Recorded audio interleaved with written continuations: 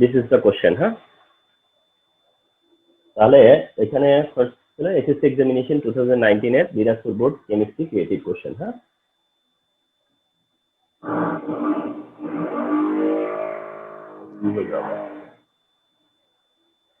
আচ্ছা, আল্লাহ উপরের তলায় বোধহয় ড্রিল করতেছে। আচ্ছা, যাই হোক, দেখো এটা হচ্ছে ফুল কোশ্চেনটা আজকে। এটা প্রেজেন্টেশনটা করলাম কি আজকে প্রথম স্লাইডটা, অর্থাৎ ওই স্লাইডের পরের স্লাইড মানে সেকেন্ড স্লাইড, এটাই হচ্ছে গিয়ে ফুল কোশ্চেনটা। মানে এট ফার্স্ট আমরা এইখানে ফুল কোশ্চেনটা দিয়ে রাখছি আর কি। হ্যাঁ, অর্থাৎ দিনাজপুর বোর্ড 2019 এর এটা হচ্ছে ফুল কোশ্চেনটা। তো ফুল কোশ্চেনটা ফার্স্টে দিয়ে দিছি আর কি, কথা বুঝতে পারছো? আচ্ছা, ফুল কোশ্চেনটা দিয়ে দিছি, বাট আমরা তার ফুল কোশ্চেনের উপরে ডিসকাসটা করবো না, আমরা স্টার্টটা করবো এটা দিয়ে। আচ্ছা, তাহলে দেখো এটা হচ্ছে কোশ্চেন নাম্বার 1, যেটা স্টাডি করে দেখা গেছে যে এটা চ্যাপ্টার হচ্ছে 2 আর 9 এর কম্বিনেশনে। দেখো কোথায় 2 কোথায় 9, তো 2 আর 9 এর কম্বিনেশনে এই কোশ্চেনটা সেট করা হয়েছে। তাহলে এই কোশ্চেনটায় আমরা যা দেখবো তা হচ্ছে এরকম যে in A and B cylinder, না, A and B cylinder ammonia and carbon dioxide gases are kept respectively at room normal atmospheric pressure. Okay, fine, খুব ইজি মনে হচ্ছে। এতে বলা আছে যে what is call intermolecular attraction force. Intermolecular attraction force, তো বলা হচ্ছে যে what is intermolecular attraction force. আমি এতে হিন্টসে বলে দিছি যে বিটুইন মলিকিউলস, অর্থাৎ এটা শুধু মাথায় রাখতে হবে যে এটা যে বিটুইন মলিকিউলস। ইন্টারমলিকুলার হচ্ছে গিয়া বিটুইন মলিকিউলস, তো attraction force between molecules, attraction force between molecules, এটাই হচ্ছে ইন্টারমলিকুলার ফোর্স। ওকে, আচ্ছা, the next one হচ্ছে কি explain the relation of volume with the temperature and pressure. Explain the relation of volume with the temperature and pressure. দেখো, তো এখানে আমি হিন্টসে যেটা দিয়ে রাখছি, তোমরা হিন্টস দেখে তখন গেস করে ফেলতে পারবা। যেটা হচ্ছে ভলিউম প্রপোর্শন টেম্পারেচার আর ভলিউম ইনভার্স প্রপোর্শন প্রেসার। মানে এটা দিয়ে আমি হিন্টস দেওয়ার চেষ্টা করছি যে এই হিন্টসটাই এনাফ টু আন্ডারস্ট্যান্ড যে এটা দিয়ে কি বুঝাচ্ছে। তার মানে টেম্পারেচার যত বেশি হবে ভলিউম তত বেশি হবে, টেম্পারেচার যত কম হবে ভলিউম তত কম হবে। অন আদার হ্যান্ড প্রেসারের জায়গায় প্রেসার যত হাই হবে, মানে প্রেসার যত ইনক্রিজ করবা ভলিউম তত ডিক্রিজ হবে, প্রেসার যত ডিক্রিজ করবা ভলিউম তত ইনক্রিজ হবে। তো এই যে রিলেশনশিপ, এটাই জাস্ট এক্সপ্লেন করতে বলছে। সি কোশ্চেনে বলছে which will diffuse rapidly if both A and B cylinder be open at the same time stated in the stem, explain it. Okay, fine. তাহলে এটা সি কি আছে, যেটা বলছে যে এখানে তো ক্লিয়ারলি দে মেনশন যে একটা হচ্ছে অ্যামোনিয়া গ্যাস, অন্যটা হচ্ছে carbon dioxide gas. One is ammonia, another one is carbon dioxide gas. তার মানে হচ্ছে comparative diffusion between ammonia and carbon dioxide, অর্থাৎ অ্যামোনিয়া আর কার্বন ডাই অক্সাইডের কম্পারিজন। এই জায়গাটাতে অ্যান্সার, এই সি এর অ্যান্সার করতে গেলে ফার্স্টে বলবা যে what is diffusion, second mention করবা যে what are the relation between diffusion and হচ্ছে ম্যাস অফ গ্যাস বা মলিকুলার ম্যাস অফ গ্যাস, অর্থাৎ গ্যাসের সাথে তার কি রিলেশন সেটা, দ্যাট মিনস ওই থিওরিটিক্যাল জায়গাটা বলতে হবে। তারপরে অ্যামোনিয়ার ম্যাস কত, কার্বন ডাইঅক্সাইডের ম্যাস কত সেটা বলো, বলে দেন তুমি প্রুফ করো যে কার মলিকুলার ম্যাস কম এন্ড কার ডিফিউশন বেশি। বাট তোমরা জানো যে প্রিভিয়াস ফিউ সেশনসে এই কোশ্চেনটা যখন আসছে তখন এটাকে একটা ইকুয়েশন দিয়ে আমরা সেটা প্রুফ করে দিছি। আমি যাবো ইকুয়েশনটাতে। আচ্ছা, দেন ডিতে কি বলছে যে analyse the nature of aqueous solution of stated two gases in the stem. অর্থাৎ এখানে আমি হিন্ট দিয়ে রাখছি যে অ্যামোনিয়া বেসিক আর carbon dioxide acidic, ammonia basic carbon dioxide acidic. তো এই সিআরডি এর অ্যান্সারটা কি কিভাবে মানে কি কি জিনিস অবজারভেশন থাকবে তোমাদের, সেটা আমি একটু শেয়ার করবো।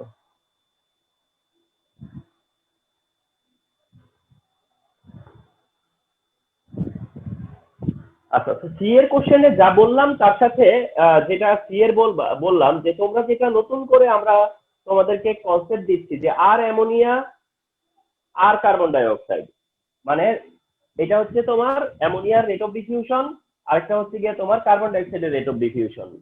এটার একটা ইকুয়েশন আছে, সেই ইকুয়েশনটা হচ্ছে M of carbon dioxide by M of ammonia, অর্থাৎ আর অ্যামোনিয়া এম অ্যামোনিয়া, আর carbon dioxide M carbon dioxide, তাতে করে এটা 44/17 হবে।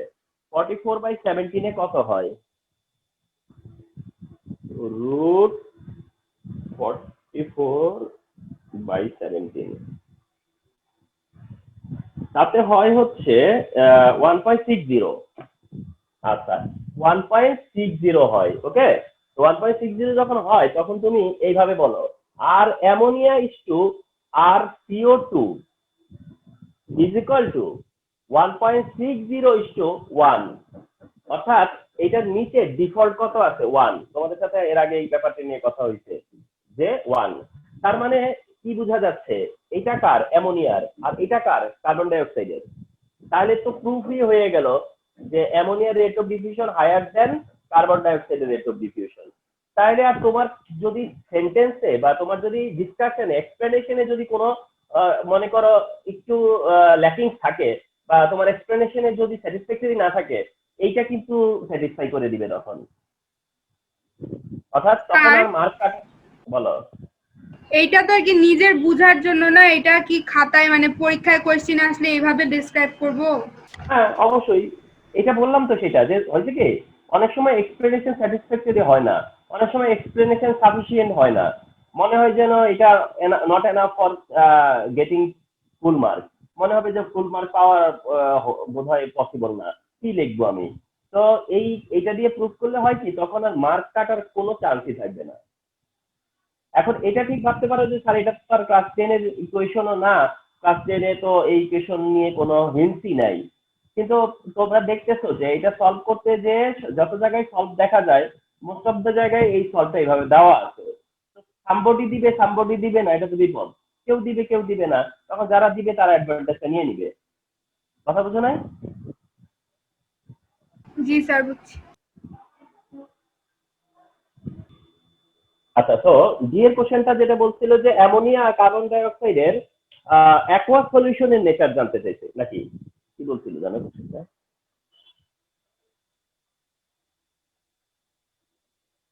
Analyse the nature of aqua solution. হ্যাঁ, অ্যাকোয়া সলিউশনেরটা জানতে চাইছিল।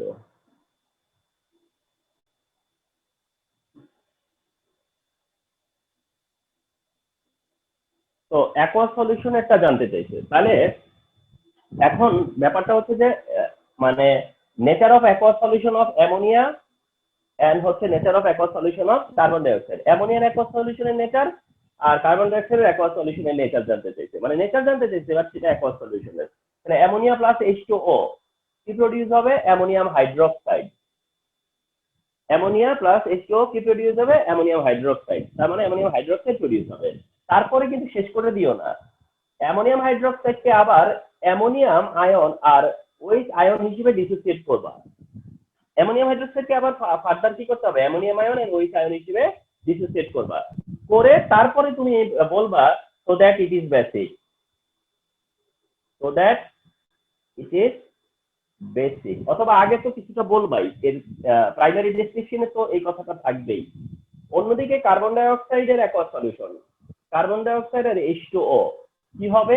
H2CO3, H2CO3 কে আবার ডিসোসিয়েট করবা, তাহলে কি হবে? 2H প্লাস আর CO3 2-। তারপরে আসতে পারবে যে এটা হচ্ছে so that it is acidic. এইগুলো যেন থাকে ডেসক্রিপশনের সাথে সাথে, হ্যাঁ, মানে যা ডেসক্রিপশন দিবা তার সাথে যেন এই কথাগুলো থাকে, এই জিনিসগুলো থাকে। আর এই জায়গায় যা লিখছো না এইটাই ডেসক্রাইব করবা, এখানে যা বলছো জিনিসগুলো দেখাইছো সেগুলোই ডেসক্রাইব করবা।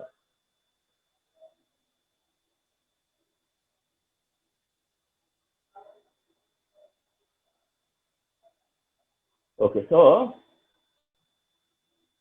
এটা হলো আমাদের 1 নাম্বারটা না। এবার 2 দেখা যাচ্ছে চ্যাপ্টার 10 থেকে, মানে শুধুই চ্যাপ্টার 10 থেকে। আচ্ছা, এতে বলতে কি what is called nucleon number, what is called nucleon number. আমি হিন্টসে কি বলে দিছি? Math number. মানে নিউক্লিয়ন নাম্বারটা হচ্ছে ম্যাথ নাম্বার, নিউক্লিয়াসে থাকে বলে নিউক্লিয়ন নাম্বার বলে, কিন্তু nucleon number nothing but math number.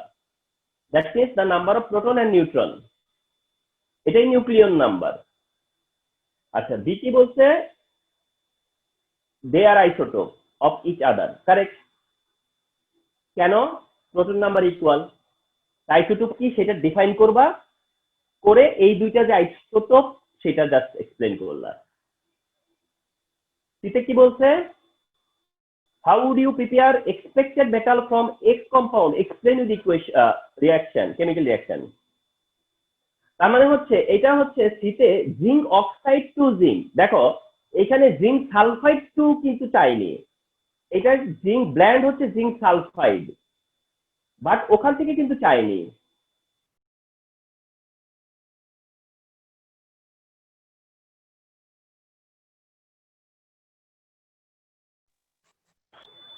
Zinc sulphide থেকে চাইনি, জিঙ্ক সালফাইড জিঙ্ক অক্সাইডে কনভার্ট হচ্ছে, জিঙ্ক অক্সাইডে কনভার্ট হচ্ছে, তারপরে সেখান থেকে ফলোড বাই জিঙ্কে যেতে বলতেছে, ঠিক না? তো এখন তখন তোমাদের কাছে মনে হবে যে এটা তো তাইলে অনেকটা শর্ট হয়ে গেল। মানে জিঙ্ক সালফাইড থেকে যদি স্টার্টিংটা হইতো তাইলে এন্ডিং পর্যন্ত কিন্তু বেশ কিছু ব্যাপার ছিল। জিঙ্ক সালফাইড তারে অক্সাইডে কনভার্ট করা, যেটা রোস্টিং, এরপরে তাকে তোমার হচ্ছে গিয়া ফ্রি মেটাল কনভার্ট করা, ঠিক না? তো এখন যেটা অ্যাপারেন্টলি মনে হবে যে এইটা তো খুব শর্ট করে ফেললো, যখন এটা জিঙ্ক অক্সাইড থেকে বললো, জিঙ্ক ওর থেকে না, তাহলে কিন্তু এটা কোয়াইট শর্ট হয়ে গেল, ঠিক না?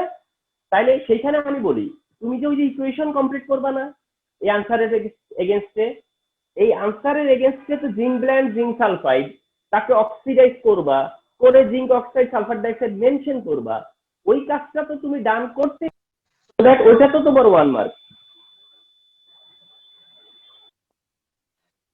সেমটা কমপ্লিট করলে তোমরা, সেম কমপ্লিট করার পরে কিন্তু তারপরে জিঙ্ক অক্সাইড থেকে তুমি তারপরে স্টেপ গুলো তোমরা মেনশন করলা, তাই না? তো সেই সেন্সে কিন্তু এটা তোমার হচ্ছে গিয়ে এনাফ। আচ্ছা, আরেকটা ব্যাপার একটু বলি, অনেক সময় হয় কি আমাদের আহ, তোমরা যেটা দেখবা সেটা হচ্ছে যে ক্লাস 9-10 এবারে তোমাদের লেভেলে আসলে খুব খুব বেশি মানে খুব বড় করে অ্যান্সার করার মতো তেমন কিছু না। মানে খুব আমরা চাইও না যে এখানে খুব বড় বিগ কোন অ্যান্সার আসবে, এরকম না, একদম আমরা পারফেকশনটা দেখি, প্রিসাইজ কতটুকু সেটুকু দেখি। আচ্ছা, তো এটা মনে হয় বোর্ডের দরকার পড়বে না, কিন্তু বিটা কি আছে একটু দেখি। Is it possible to prepare oxidant and dehydrating acid from Y compound, analyse it. তো সার্টেনলি পসিবল হবে, না পসিবল হইলে তো কোশ্চেন ওখানেই শেষ। তাইলে সেখানে কোশ্চেনটা কি? কোশ্চেনটা হচ্ছে যে সালফার ডাইঅক্সাইড, তার থেকে দেন হচ্ছে সেটা থেকে কি করতে হবে, সালফিউরিক অ্যাসিড। এখন এইখানে কথা আছে যে তাইলে কি তোমরা এই করবা যে সালফার ডাইঅক্সাইড এটা মেনশন করে দেন সালফার ডাইঅক্সাইড থেকে যে 3টা স্টেপে সালফিউরিক অ্যাসিড হয় এন্ড সেটা মেনশন করে ক্লোজ করে দিবা? মনে হয় এটা ঠিক হবে না। যেহেতু এখানে অক্সিডেন্ট এন্ড ডিহাইড্রেটিং অ্যাসিডের কথা বলছে, তাইলে আমার মনে হয় সালফিউরিক অ্যাসিডের রোল, এই দুইটা রোল ইনক্লুড করে অ্যান্সার করতে হবে, ইনক্লুড করে অ্যান্সার করতে হবে। কথা বুঝতে পারছো? তাতে আবার যদি কেউ মনে করে যে কি দরকার আমার তো শুধু sulphuric acid, preparation of sulphuric acid চাইছে, এটা ঠিক যে এই কোশ্চেনটা দেখা যাবে যে এইটা কেউ কেউ আনসার করবে যে সালফিউরিক অ্যাসিড দিয়ে এন্ড করে দিবে, শেষ করে দিবে, বাট সালফিউরিক অ্যাসিড কি যে একটা অক্সিডেন্ট এন্ড ডিহাইড্রেটিং এজেন্ট সেটা মনে হয় ইনক্লুড করে দেওয়াই ভালো হবে, যেহেতু মেনশন ইট, যেহেতু তারা মেনশন করছে এটাকে। এন্ড তোমরা একটা জিনিস মনে রাখো, সালফিউরিক অ্যাসিডকে বলে king of chemicals, king of chemicals. তো আমি যদি এরকম চাইতাম যে শুধু সালফিউরিক অ্যাসিড প্রিপারেশন পর্যন্ত স্টপ করে দিতে, তাহলে আমি বলতাম যে এরকম যে কিং অফ কেমিক্যালস, তাহলে এটা হতো, ঠিক না? বা অন্য কোনো হিন্ট দিতাম, যেহেতু অক্সিডেন্ট এন্ড ডিহাইড্রেটিং এজেন্ট বলছে যেটার ওটা দেখিয়ে দেওয়া। ওকে,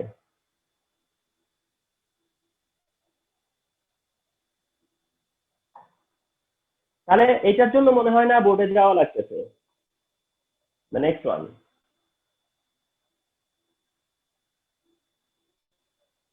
দ্য নেক্সট ওয়ান, আর তা হলো, তো 3 নম্বর হচ্ছে চ্যাপ্টার 3 আর 4 এর কম্বিনেশনে, চ্যাপ্টার 3 আর 4 এর কম্বিনেশনে। আচ্ছা, এতে কি বলছে, write down the octet rule, যদিও স্পেলিংটা এখানে একটু ভুল দেখাচ্ছে, এটা বুঝাই যাচ্ছে যে অক্টেট রুলই হবে। তো এতে কি অক্টেট রুল, তো অক্টেট রুলের লিঙ্ক আর কি দিব, অক্টেট রুল তো অক্টেট রুল না, 8 electron in the outer shell বা 8 electron in the valence shell, যেভাবে বলো তোমরা বলবা। আচ্ছা, বিতে কি বলছে যে why does calcium metal called alkaline earth metal, যে কেন এটাকে অ্যালকালাইন আর্থ মেটাল বলে। তো আমি হিন্টসে কি বলে দিছি, ফার্স্ট অফ অল এটা অ্যালকালি, এটা বলতে হবে যে ক্যালসিয়াম হচ্ছে অ্যালকালি, বিকজ ক্যালসিয়াম ওয়াটারের সাথে রিঅ্যাকশন করে ক্যালসিয়াম হাইড্রোক্সাইড প্রডিউস করে, তো এটা অ্যালকালি। বাট এটাকে অ্যালকালি আর্থ মেটাল কেন বলে, তার জন্য আমি কি বলছি, অ্যান্ড ইনকর্পোরেটেড উইথ সয়েল, অর্থাৎ এটা সয়েলের সাথে ইনকর্পোরেটেড হয়ে থাকে, এই দিস ইজ ওয়াই এটাকে বলা হয় হচ্ছে গিয়ে অ্যালকালাইন আর্থ মেটাল। কি বলছে, কি বলে যে তোমার find out the position of P element in the periodic table with the help of electronic configuration. P element তো হলো গিয়ে ফার্স্ট স্টেটটাই, এই যে ফার্স্ট স্টেটটাই পি এলিমেন্ট, যেটা 21, তাহলে 21 কে স্ক্যান্ডিয়াম, তাহলে position of scandium, I hope এটা না পারার কোনো কারণই নাই। পজিশন অফ স্ক্যান্ডিয়াম, স্ক্যান্ডিয়ামের পজিশন হবে হচ্ছে গিয়া তোমার 4th পিরিয়ডে, আর হলো গ্রুপ সি তে পিরিয়ড হবে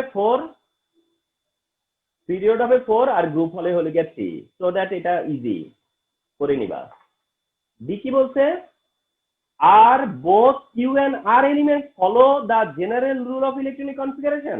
আচ্ছা, তো তোমাদেরকে বলি যে general rule of electronic configuration বলতে আউটবাউ রুল যেটা আমরা জানি ওটাকে বোঝায়, আউটবাউ রুলকেই বোঝায় general rule of electronic configuration, ঠিক আছে। সো দ্যাট কিউ আর এলিমেন্ট ফলো করে কিনা, আমি হিন্টসে কি বলে দিছি, copper doesn't but argon does.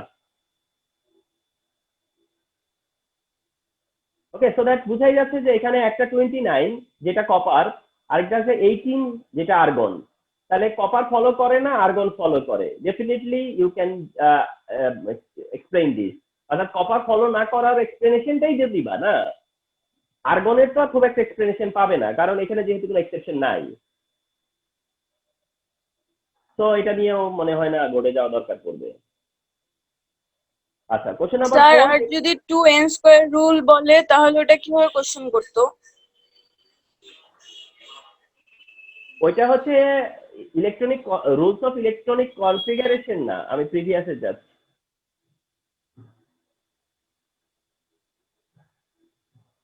আচ্ছা, ওইটা এখানে কোশ্চেনটা বলছে general rule of electronic configuration.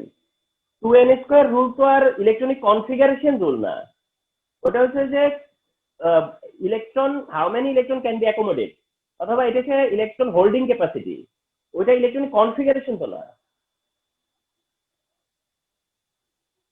আচ্ছা, দেন নাম্বার 4 চ্যাপ্টার 5। আচ্ছা, এতে বলছে কি হোয়াট ইজ র্যাডিক্যাল।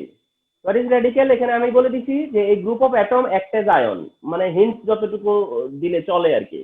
এই গ্রুপ অফ অ্যাটম ডিফারেন্স হচ্ছে আয়ন আর র্যাডিক্যালের ডিফারেন্সটা হলো যে র্যাডিক্যালটা হলো এই গ্রুপ অফ অ্যাটম, অর্থাৎ কয়েকটা অ্যাটম মিলে একটা গ্রুপ, যদি তারা আয়নের বিহেভ করে তাহলে ওটা হচ্ছে র্যাডিক্যাল। বিতে বলছে valency and valence electron of oxygen are not same, কতবার আছে এই এক কোশ্চেন, তাহলে সেটা ক্লোরিন দিয়েও আসে, এটা দিয়েও আসে না। তো এখানে আমি হিন্টসে বলে দিচ্ছি যে ভ্যালেন্সি 2 বাট ভ্যালেন্স ইলেকট্রন 6, বাস এক্সপ্লেন করে দিয়ে আসবা। সিতে বলছে কি যে respect the bond formation process of A and D element with the help of diagram. তো এখানে ধরতে কোনো কষ্টই হচ্ছে না যে এ এলিমেন্টটা যেটা সেটা কার্বন আর ডি এলিমেন্ট হচ্ছে ক্লোরিন, তাহলে এটা নো ডাউট যে এটা ফরমেশন অফ কার্বন টেট্রাক্লোরাইড, কারণ কার্বন ক্লোরিন মিলে অনলি কার্বন টেট্রাক্লোরাইডই ফর্ম করে, তাহলে এটা তোমার ডেসক্রাইব করতে হবে the formation of carbon tetrachloride. 5 number, না এটার হ্যাঁ 4 নম্বর চ্যাপ্টার 5 বলছিলাম আর কি। আচ্ছা, ফরমেশন অফ কার্বন টেট্রাক্লোরাইড, তাহলে ফরমেশন অফ কার্বন টেট্রাক্লোরাইড মানে CCl4, তার মানে তোমার এখানে দেখো with the help of diagram বলছে, তবে এটা না বললেও দিবা, with the help of diagram না বললেও ডায়াগ্রাম মেনশন করবা। Okay, so describe the bond formation of AD elements, that means mention করবা one is carbon another one is chlorine, কার্বনের ইলেকট্রনিক কনফিগারেশন দেখাবা, ক্লোরিনের ইলেকট্রনিক কনফিগারেশন দেখাবা, দেখানোর পরে তারা ইলেকট্রন শেয়ার করবে সেটা মেনশন করবা, করে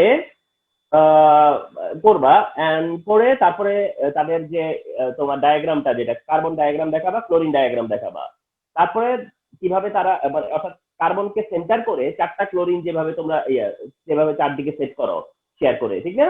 যে ডায়াগ্রামটা, হোপ তোমরা সেটা জানো। তো ওই ডায়াগ্রামটা ড্র করে দিয়ে আসবা সুন্দর করে, ঠিক আছে? ওকে, আর একটা জিনিস হচ্ছে একটু বলি তোমাদেরকে, সেটা হচ্ছে আমি বোর্ডে যাই বলবো, আচ্ছা বাদ দিই, পরেরটা বোর্ডে যাবো একটু। Although compound formed by B and C soluble in water, but compound formed by A and D doesn't. অর্থাৎ এই কোশ্চেনটা দাঁড়ালো কি যে sodium fluoride soluble but carbon tetrachloride insoluble বা সলিউবল না। তা এটা আমরা তো ডেফিনেটলি জানি যে সোডিয়াম ফ্লোরাইড হচ্ছে আয়নিক কম্পাউন্ড, তো বলবা এটা আয়নিক কম্পাউন্ড। তো এটা পোলার, ওয়াটার ইটসেলফ পোলার। আর আমরা জানি যে লাইট ডিজলভস লাইট, এই কথাগুলো আসতে হবে, আমি যে কথাগুলো বলে যাচ্ছি কন্টিনিউয়াস। তো তোমরা বলবা যে উইনো যে লাইট ডিজলভ লাইট, তার মানে পোলার ডিজলভ হয়, তার মানে তোমাকে কিন্তু অ্যাডমিট করতে হবে যে সোডিয়াম ফ্লোরাইড পোলার কেন, সেটা আয়নিক। আবার তোমার হচ্ছে ওয়াটার যে পোলার, সেটাও বলতে হবে যে ওয়াটার পোলার সলভেন্ট। এন্ড তারপরে এটা বলতে হবে যে লাইট ডিজলভ লাইট। এরপরে বলবো যে যেহেতু পোলার, তো পোলারে ডিজলভ হবে, এই কারণে NaF বা সোডিয়াম ফ্লোরাইডটা ওয়াটারে ডিজলভ হয়। এন্ড এটার ইয়েটা মানে ডিজলভ যে হবে, এই সলিবিলিটি মেকানিজম দেখাবা। কারণটা কি জানো? কারণ কার্বন টেট্রাক্লোরাইড যে ডিজলভ হয় না, সেখানে কিন্তু কোনো বেশি কিছু নাই। তাইলে এটা ইলাবোরেট করবা কিভাবে? কার্বন টেট্রাক্লোরাইড তো পয়েন্টে যায় তো তেমন কথা তাই, সেখানে তো কিছু বলার নাই, কারণ এটা কোভালেন্ট, তো এটা নন পোলার, তো এটা ওয়াটারে ডিজলভ হয় না, তাহলে ওখানে তো কথা শেষ। তাহলে বাকি সব কে নিবে? সোডিয়াম ফ্লোরাইড নিবে। তো দ্যাট সোডিয়ামকে সেন্টার করে চারদিকে ওয়াটার দিবা, আবার তারও আবার চারদিকে ক্লোরিন দিবা, যেটা তোমরা সলিবিলিটি মেকানিজমে দেখাও, রাইট না? তো ওটা ইনক্লুড করে অ্যান্সার করবা। তো আমি যেগুলো তোমাদেরকে বললাম সেগুলো মেনশন করবা। আর ওইদিকে কার্বন টেট্রাক্লোরাইডেরটা বোর্ডে যে জন্য যাবো বলছি আমি, সেটা সেই কারণে, বোর্ডের কথা আমি যে জন্য বলছি যে বোর্ডে কেন যাবো এটার পিছনে, সেটা হচ্ছে এরকম।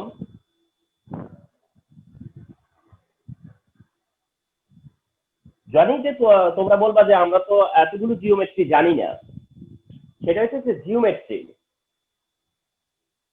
Of covalent molecule. Geometry of covalent molecule specially তোমরা মিথেনেরটা জানতেও পারো আমার মনে হয়। এই যে এটা ডায়মন্ডের, এটা মিথেনের, এটা ডায়মন্ডের, এট দ্য সেম টাইম এটা কিন্তু মিথেনেরও। তাহলে মিথেনের এই হাইড্রোজেন, এই হাইড্রোজেন, এই হাইড্রোজেন আর এই হাইড্রোজেন, এটাকে বলে জিওমেট্রি। এটা হচ্ছে জিওমেট্রি অফ মিথেন। আর যদি এখানে ক্লোরিন দাও না, তাহলে এটাই হচ্ছে geometry of carbon tetrachloride. Geometry of carbon tetrachloride. So that মানে কি করবা, এই মিথেন বা কার্বন টেট্রাক্লোরাইড যদি আসে, তাহলে কি করবা, তার জিওমেট্রি মেনশন করবা। এখন সেখানে যদি অ্যামোনিয়া চলে আসে, এটা তো হলো গিয়ে কার্বন টেট্রাক্লোরাইডে, অ্যামোনিয়াও তো মাঝে সাঝে আসে, অ্যামোনিয়াও কিন্তু মাঝে মাঝে আসে। তো তোমাদের নলেজে দিয়ে রাখলাম, অ্যামোনিয়া কিন্তু এরকম।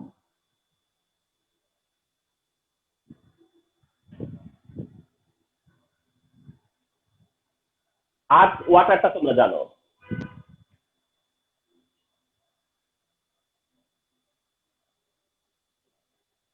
এই তিনটা জিওমেট্রি জেনে রাখলা, হ্যাঁ?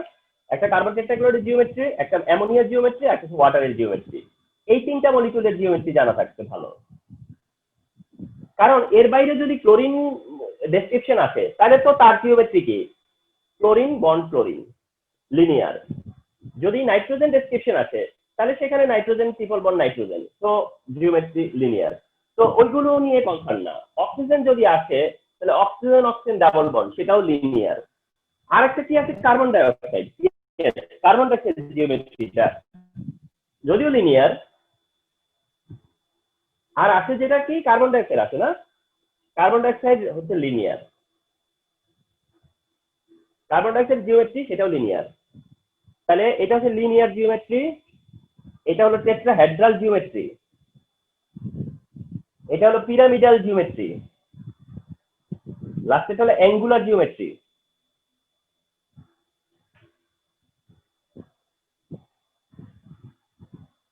তো এই কয়টা জিওমেট্রি মনে রেখো।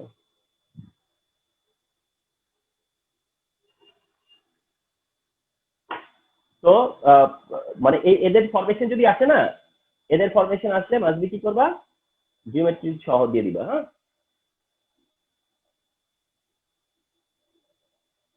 আচ্ছা,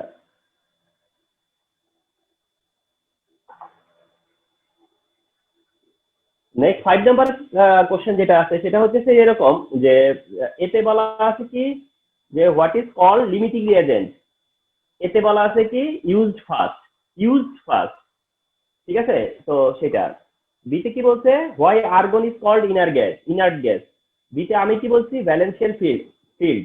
তো বুঝে দিতে পারবা, তবে এটা বলতে হবে যে ইট নট এক্সপার্ট ইন কি বলা হয় কেমিক্যাল রিয়াকশন আর কেমিক্যাল অ্যাক্টিভিটি, এটা কিন্তু বলতে হবে যে শুধু ভ্যালেন্সিয়াল ফিল আপ বললে শেষ হবে না, এটা বলতে হবে যে এটা কোনো রিয়াকশনে পার্টিসিপেট করে না।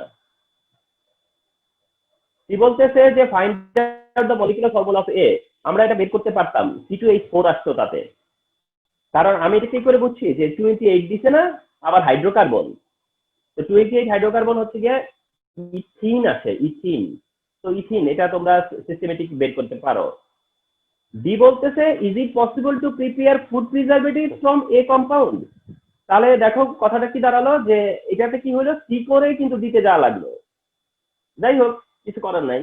তো সি এর রেফারেন্সে ইথিন, আর এই ইথিন থেকে কি করতে হবে ইথানোয়িক অ্যাসিড, তাহলে ইথিন থেকে ইথানোয়িক অ্যাসিডের রিঅ্যাকশনটা কি ethene to ethanoic acid, right না, এটা তো মোস্ট কমন, অলমোস্ট এটা তো মোস্ট কমন ইথিন থেকে ইথানোয়িক অ্যাসিড।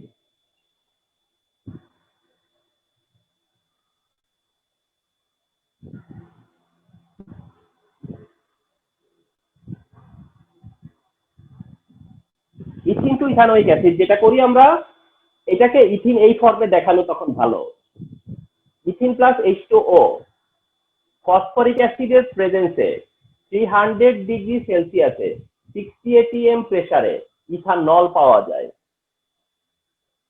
আর বাকি তো বুঝেই ফেলছো, ইথানল অক্সিডাইজ হবে, ethanol followed by ethanol oxidise হবে, ইথানোয়িক অ্যাসিড। আর এটা 6 থেকে 10% সলিউশন হচ্ছে ভিনেগার, যেটা preservative.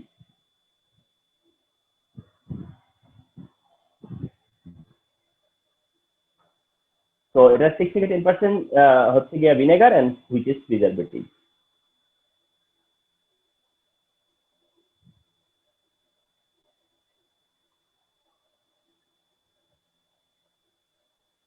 Chapter question number 6, chapter 6 and 9, এতে বলতে হচ্ছে যে what is call combustion reaction, এতে আমি বলেছি রিঅ্যাকশন উইথ অক্সিজেন। বিতে বলা আছে যে why does sulphur show variable valency, আমি সেখানে বলে দিছি vacant D orbital, 3D orbital, vacant 3D orbital, মানে সালফার যে ভ্যারিয়েবল অফ ভ্যালেন্সি শো করে সেটা হচ্ছে কি because of vacant 3D orbital, তার কাছে ভ্যাকেন্ট 3D অরবিটাল আছে, সো দ্যাট এটা পসিবল হয় তার জন্য। সিতে বলা হয়েছে find out the concentration of the solution kept in beaker 1, আমি তোমাদেরকে যে এই সময় একটা এক্সাম দিলাম না, মনে আছে তোমাদের, সেই এক্সামে কিন্তু সোডিয়াম বাইকার্বনেট দিয়েই অঙ্কটা করতে দিছিলাম। আচ্ছা, এখানে কি বলা আছে তোমার find out the concentration of solution in kept beaker 1, beaker 1 তো এটা কি রাখছে 500 ml এর 50 গ্রাম সোডিয়াম বাইকার্বনেট, তাহলে এই ফর্মুলাটা না, S is equal to 1000 W by NG, W কত 50, M কত সোডিয়াম বাইকার্বনেট, কিন্তু সোডিয়াম বাইকার্বনেটের ম্যাস মনে হয় 82, তো তারপরে হচ্ছে ভি, ভি ফর 500, তো आंसर চলে আসবে। আচ্ছা, দিতে বলছে analyse the nature of aqueous solution of the gas produced from the reaction of reaction kept in the beaker 1। এই কোশ্চেনটা আসলে কি এরা এমন করতে পারতো যে HCl এর, যাই হোক কোশ্চেন তো হয়েই গেছে সেটা বলে আর লাভ নাই, এইটা HCl এর কোনো একটা অ্যামাউন্ট দিয়ে তারপরে মিক্স করার পরে নেচার কি সেটা জানতে চাইতে পারতো, তা কিন্তু করেনি। তো এটা কিন্তু ম্যাথমেটিক্যাল পার্সপেক্টিভে যায় নাই, এটা কিন্তু এখন আর ম্যাথমেটিক্যাল না, ডি এর আনসারটা কিন্তু এখন আর ম্যাথমেটিক্যাল না, এটা পুরোই থিওরিটিক্যাল ম্যাটার। কি সেটা যে অ্যাকোয়াস সলিউশন অফ এই, তার মানে sodium bicarbonate hydrochloric acid dissolve করলে কি হবে, কার্বন ডাইঅক্সাইড গ্যাস হবে, কার্বন ডাইঅক্সাইড গ্যাস হবে, তার মানে নেচার অফ কার্বন ডাইঅক্সাইড। আর নেচার অফ কার্বন ডাইঅক্সাইড তো অলরেডি আজকের কোশ্চেনে একবার ডিসকাস হয়ে গেছে, তাহলে অবস্থাটা বুঝছো।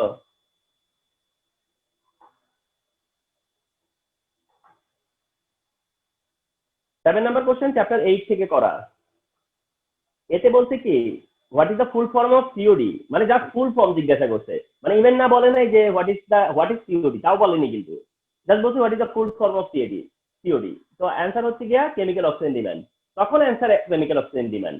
কিন্তু আদারওয়াইজ যদি সিওডি কি সেটা বলে, তাহলে কিন্তু আমি তোমাদেরকে এক সময় একটা ডেফিনেশন লিখে দিছিলাম, সেটা মেনশন করতে হবে। বিতে বলছে explain the cause of hardness of water, আমি হিন্টসে বলে দিছি সল্ট, না আমি হিন্টসে বলে দিছি হচ্ছে গিয়া সল্ট, যে হার্ডনেস এর কারণটা হচ্ছে গিয়া সল্টের প্রেজেন্স, হার্ডনেস এর কারণটা হচ্ছে গিয়া সল্টের প্রেজেন্স, ওয়াটারে সল্ট যত বেশি হবে সল্টের কারণে এটা হার্ডনেস বাড়ে। যদিও রিয়েল ফ্যাক্টরটা হচ্ছে গিয়া ক্যালসিয়াম আর ম্যাগনেসিয়ামের প্রেজেন্সটা হচ্ছে হার্ডনেস, রিয়েল ফ্যাক্টর হচ্ছে ক্যালসিয়াম ম্যাগনেসিয়ামের প্রেজেন্স হচ্ছে হার্ডনেস। কিন্তু আমরা সি ওয়াটারকেও বলি কি, সল্টি ওয়াটার হলেও আমরা বলি হার্ডনেস বেশি, তো দ্যাট হার্ড ওয়াটার বলি। তার মানে মেইনলি হচ্ছে সল্ট থাকলেই হার্ড ওয়াটার অনেকটা আর কি, কথা বুঝতে পারছো, যে সল্ট থাকলেই হচ্ছে হার্ড ওয়াটার এমনটা। আর তার মানে স্পেসিফিক সল্ট গুলো মেনশন না করলেও হবে? মানে তোমরা না সল্ট লাইক বলে দিবা আর কি, সল্ট লাইক মানে বলবা salt like calcium carbonate, magnesium carbonate, এটা বলে নিবা। তোমাদেরকে আমি বললামই যে আসলে হার্ডনেস হলো ক্যালসিয়াম আর ম্যাগনেসিয়ামের প্রেজেন্স, কিন্তু আমরা সল্ট হলেও, সল্টি ওয়াটার হলেও বলি হার্ড ওয়াটার।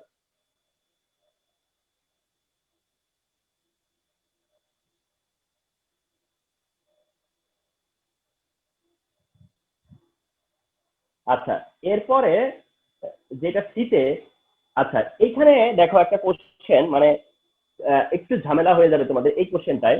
ঝামেলাটা হচ্ছে যে মানে সি আর ডি তে মানে মানে তোমার মনে হবে যে একই অ্যান্সারই তো হয়, সেরকমটা মনে হবে আর কি। যেমন এখানে শীতে বলছে describe the structure of the same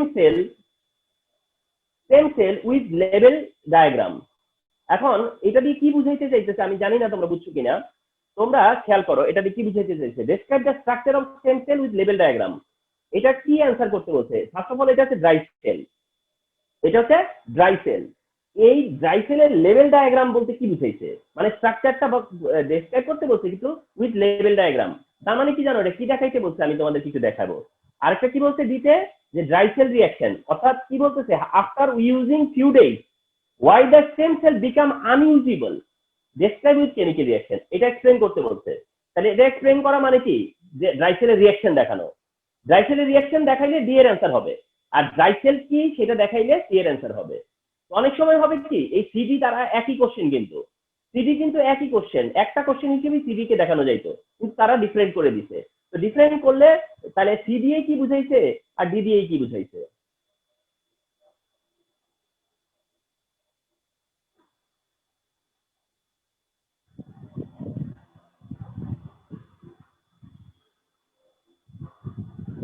C যেটা বুঝাইছে আমি তোমাদের কিছু বলি, সি যেটা বুঝাইছে সেটা হচ্ছে যে এইরকম একটা ড্রাই সেল তোমাকে ড্র করতে হবে, করে হ্যাঁ তারপরে তোমার সব মার্ক লেবেলিং করতে হবে, লেবেলিং বলা হয় যেটাকে। এইটা কি সেটা বলতে হবে, মেটাল ক্যাপ, এইটা কি জিঙ্ক কন্টেইনার, ঠিক আছে, এইটা কি গ্রাফাইট, মাঝখানে কি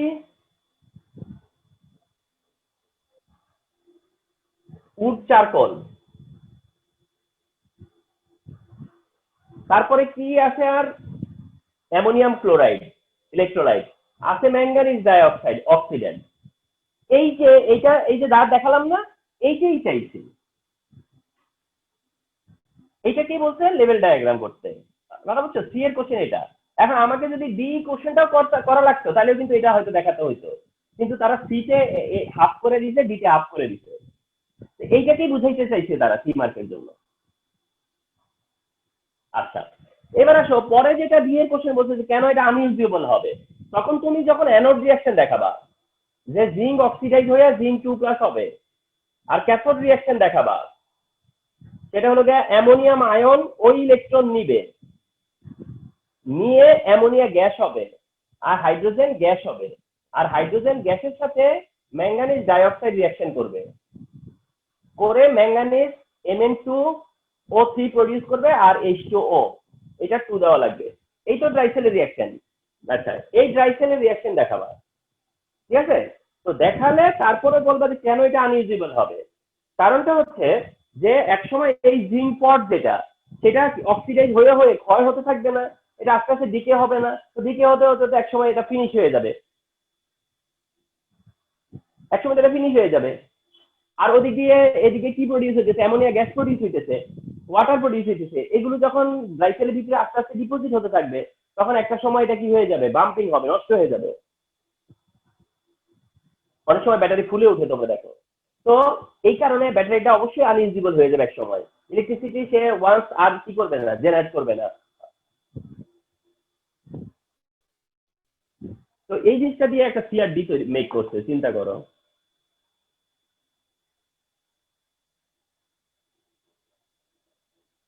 আচ্ছা,